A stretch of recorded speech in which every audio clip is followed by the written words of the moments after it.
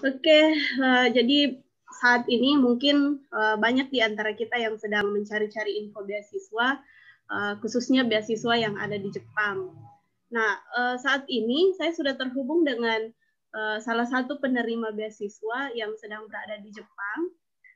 Kira-kira siapakah dia dan beasiswa apa yang membawanya bisa sampai di Jepang? Nah, ayo kita segera berkenalan dengan dia. Halo Dian, apa kabar? Halo, puji Tuhan baik. Oke, Hati sendiri gimana kabarnya, Kak? puji Tuhan baik deh. Wow, Ya, Dian, so long time no see ya. ya. Oke, Masih. by the way, sebelum kita ngobrol lebih jauh, boleh kita perkenalan dulu ya. Namanya siapa, kemudian asalnya dari mana, dan sekarang lagi stay di mana. Oke? Halo, nama saya Dian. Kadang-kadang teman manggil saya Dipa, itu dari S1, dari semenjak kuliah S1. Saya asalnya dari Indonesia, Sulawesi. Mama Mamasa, Bapak Toraja. S1 saya itu dari Unhas, Universitas Hasanuddin, jurusannya statistik. Sekarang saya tinggal di Jepang, melanjutkan S2 saya di Kyushu Institute of Technology, Jepang. Jadi sekarang posisinya Dian lagi di Jepang ya. Iya, benar. Oke, Dian, you know, Japan is my favorite country. And I really want to study in Japan. Iya. And now you are there. Oke. Okay, so apa yang membuat Dian bisa sampai di sana? Seingat saya dulu Dian itu kuliah di Makassar, terus lama tidak terdengar kabarnya, tiba-tiba sudah ada di Jepang. Nah, can you tell me about that? Oke. Kalau mau diceritain, panjang banget dan lama waktunya. Jadi pas selesai S1 2016 itu, kebetulan karena S1 saya juga cukup membuat gimana ya, cukup membuat dan menguras hati dan tenaga saya. Malah karena dari situ tuh muncul keinginan buat S2. Sebenarnya S2 itu udah ada semenjak dulu, cuman kayak timbul tenggelam, terus pas skripsi itu udah mantap. Pokoknya skripsi ini nyusahin aku, tapi nggak boleh jadi batu, pokoknya harus jadi batu loncatan aku harus pergi S2. Jadi pas selesai skripsi ngomong sama mama kan, mau lanjut S2, akhirnya ya iya belum tahu mau kemana karena namanya baru selesai S1 kan. Akhirnya mulai itu iseng-iseng buat paspor 2017 awal, buat paspor. Bulan 2 keluar, bulan 3 tanpa benar-benar gak ada rencana, puji Tuhan langsung dipanggil sama dosen aku kalau mau dia kebetulan mau anterin beberapa dosen untuk ke Jepang. Kalau kamu mau nggak sih ngikut buat cek-cek untuk cari supervisor, karena memang jujur buat S2 tuh sejauh yang saya pelajari kita memang harus punya supervisor dulu kalau di luar negeri. Akhirnya mulai ikut berangkat 2017. Di sini pun awal 2017 datang tuh nggak mudah, soalnya saya harus interview ke beberapa kampus, interview dan presentasi tentang bachelor tesis saya, itu skripsi. Terus sudah itu menjelaskan segala macam. Akhirnya puji Tuhan dapat satu prof. Nah 2017 itu kan langsung balik, ada sekitar seminggu 2 mingguan di Jepang balik. Terus sudah itu mulai email-emailan sama prof, rencana masuknya tuh harusnya 2018. Itu tuh belum ada beasiswa kan, jadi kayak masih 1 tahun dikasih waktu itu buat cari beasiswa. Jadi gencar banget cari beasiswa, semua dokumen ditranslate, dokumen ijazah semuanya. Terus sudah itu 2017 itu les juga, ambil les IELTS, sama pas akhir tahun ambil les bahasa Jepang. 2018 tidak daftar. Jadi nggak daftar di situ tuh, nggak daftar karena gimana ya, saat itu tuh masih dalam hati belum Tuhan masih bisa buka jalan, pokoknya beasiswa harus coba. Jadi 2018 itu sempat ada cekcok juga sama mama, karena mama sebenarnya sudah siapin kan kayak untuk lanjut ke S2 langsung ke Jepang dengan biaya sendiri. Cuman kayak hati tuh udah masih merepotkan lagi, udah mengubur ego untuk langsung pergi, nggak apply. Terus 2018 itu karena emang udah hampir agak cekcok sama mama, semua biaya kehidupan setiap bulan tuh dipotong. Nggak ada masuk sama sekali uang per bulan. Biasanya ada uang bulanan, nggak ada. Karena memang waktu itu emang marah banget kan, kayak ngapain gambling sama hidup, supervisor sudah ada, kampus sudah bagus, kenapa nggak ngedaftar? Jadi, tapi kayak dalam hati tuh masih pikir Tuhan nggak mungkin nggak bukain jalan, karena kayak selalu percaya siapa yang bersungguh-sungguh pasti Tuhan bukain jalan. Jadi udah 2018 nggak daftar, cari kerja karena nggak ada uang kan, cari kerja, akhirnya dibukain lagi, Tuhan lagi kasih kerjaan bulan 3 jadi manajer di toko aksesoris gede di mall. Itu tuh waktu itu langsung dapat 3 mall besar di Makassar dan lumayan buat menghidupin sambil apply beasiswa. Jadi sambil kerja full time, pokoknya saya tuh sambil daftar terus beasiswa. Jadi dokumen kan udah beres 1 tahun yang lalu. Jadi apply semua beasiswa. Nah, selama 1 tahun itu ada yang lolos, ada yang sampai interview, ada yang lolos juga, tapi banyak lagi kendala lain kayak harus ada sesuatu di depan sebelumnya apa, banyak. Akhir 2018 mikir lagi kayak apa aku coba lagi 1 kali ke Jepang nih. Kayaknya langsung aja deh gitu. Jadi 2018 akhir apply buat sekolah bahasa kan. Karena kan setahun yang lalu itu saya kan sempat sekolah bahasa juga. Jadi bahasa Jepangnya selama 3 bulan itu senseinya saya hubungin bilang, "Sensei tahu nggak sih sekolah yang bisa bantu saya untuk langsung belajar di Jepang?" Jadi dia bilang, "Oh, ada ini kebetulan juga lulusan sastra Jepang Unhas." Daftar, nama kursusnya itu Macha Nihongo di Makassar. Apply di situ, dibantu lolos ke Hiroshima. Sampai itu pun juga agak susah karena kan ya kayak daftar sekolah bahasa Jepang juga itu kita mesti interview dulu. Jadi sekolahnya tuh bakal lihat kamu bisa nggak sih sekolah di Jepang atau enggak. Udah masuk sampai ke Hiroshima. Ya udah akhirnya mulai di situ tuh belum ada pikiran saya kayak apa ya selanjutnya. Jadi sampai dulu ke Jepang, ya udah kerja sambil sekolah bahasa. Itu tuh sampai situ dulu, sampai akhirnya datang ke Jepang itu kayak gitu. Panjang banget ceritanya. Oke, luar biasa. Jadi bidang apa yang Dian dalami di sana? Kalau sekarang, kalau mau dibilang bidang sih sebenarnya untuk departemen sendiri ya, di pemberangkatan dari departemennya itu Life Science and System Engineering. Di sini tuh banyak banget bukan jurusan sih, lebih tepatnya kayak konsentrasi pelajaran per profesor itu berbeda. Nah kebetulan DIPA itu di bawah naungan profesor atau supervisor dia sendiri itu, dia membahas tentang AI, Artificial Intelligence, or robotik, atau more like engineering, ya seperti itu aja sih. Oke. Jadi masih berapa lama di sana, Dian? Harusnya sih 1,5 tahun untuk S2. Tapi kemarin pas pendaftaran Max-nya itu saya apply-nya up to PhD. Jadi belum tahu ini kalau misalnya emang S2 udah nggak mau lagi lanjut, ya udah kerja di sini atau pulang. Kalau mau lanjut biasanya masih dibukain jalan untuk beasiswa. Amin. Nah, kalau sistem pendidikan di Jepang itu bagaimana? Apakah mirip-mirip dengan di Indonesia atau seperti apa?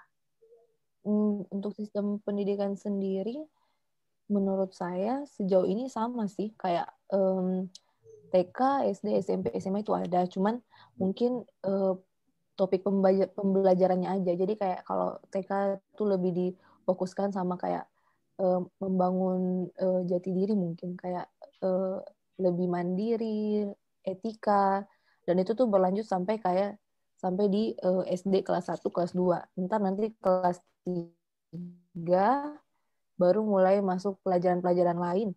Dan untuk bahasa sendiri, mereka lebih fokus sama bahasa mereka. Jadi karena bahasa Jepang juga ada hiragana, katakana, kanji. Dan kanji pun untuk kanji sendiri itu mesti pelajarannya juga, untuk pelajari hal itu aja lama, butuh waktu yang lama. Jadi mereka fokus ke bahasanya mereka sendiri.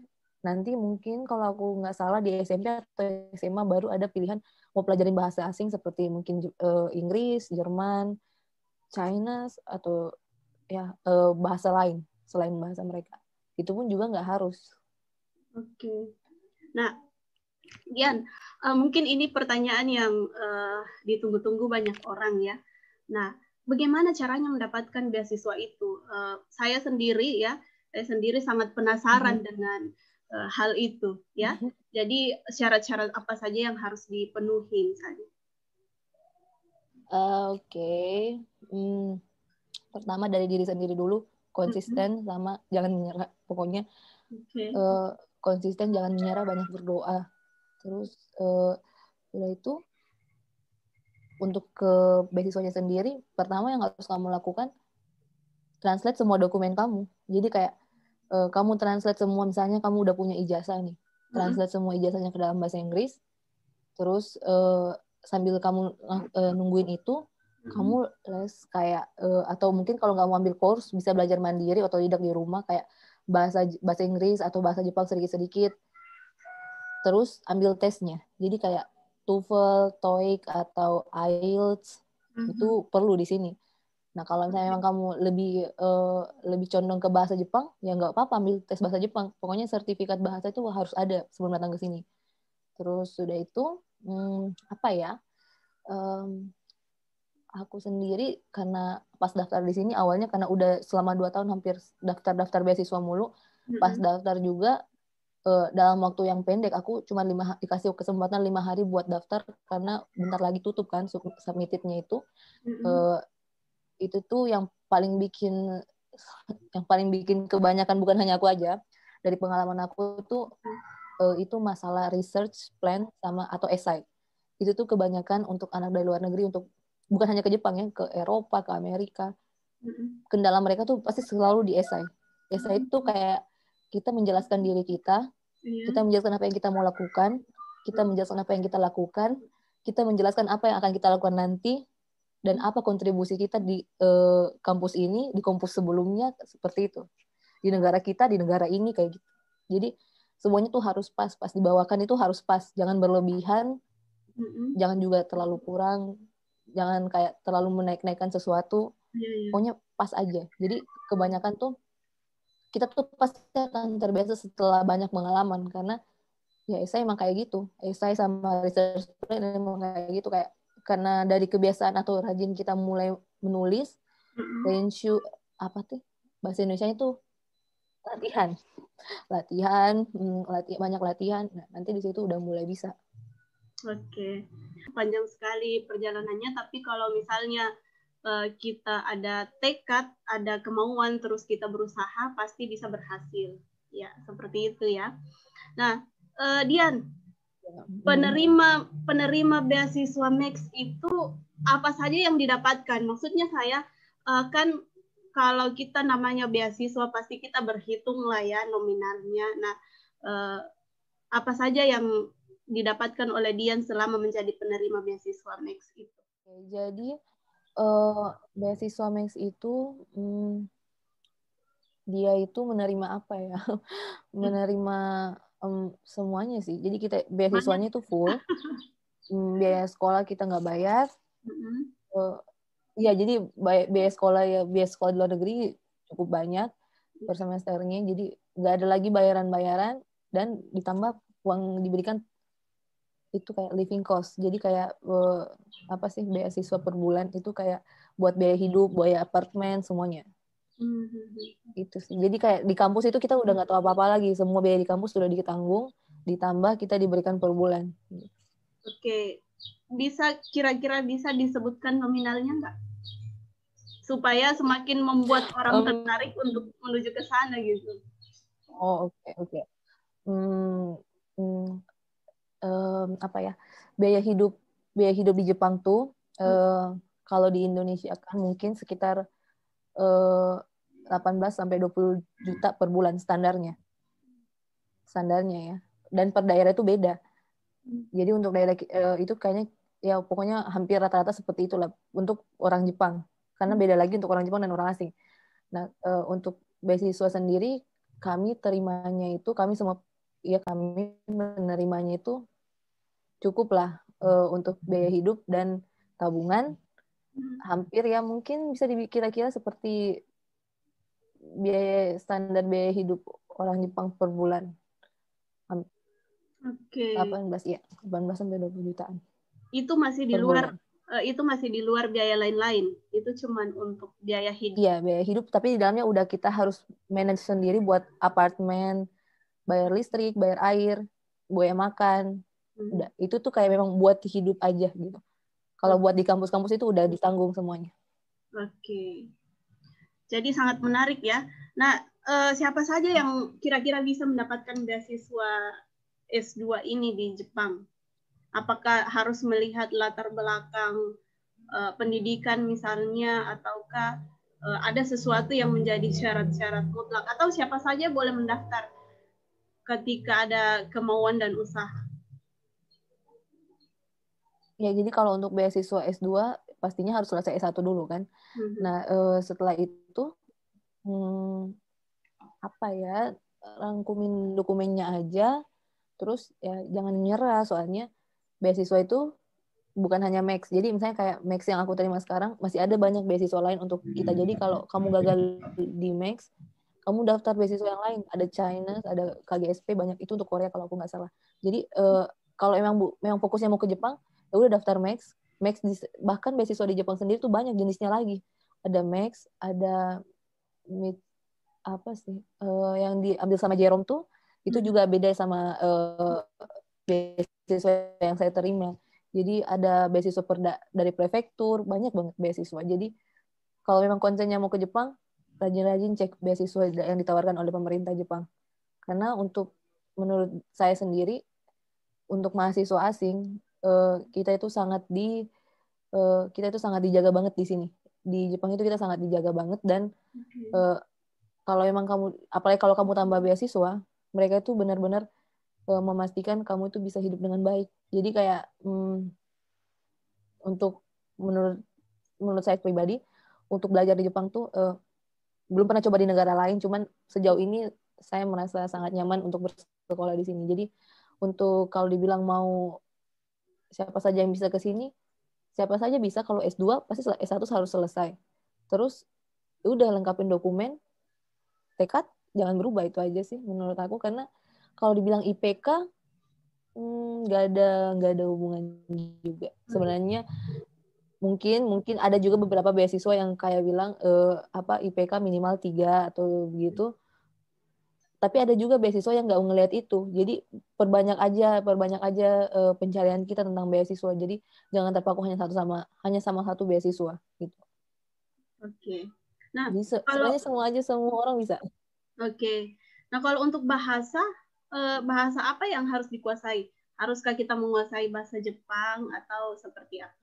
Kebetulan untuk S2 di kampus saya itu, kita itu nggak, S2-nya basicnya bisa menggunakan English. Jadi at least kalau kamu mau mendaftar S2, pasti English itu harus selalu udah ada sertifikatnya semenjak kita berangkat dari negara kita kan.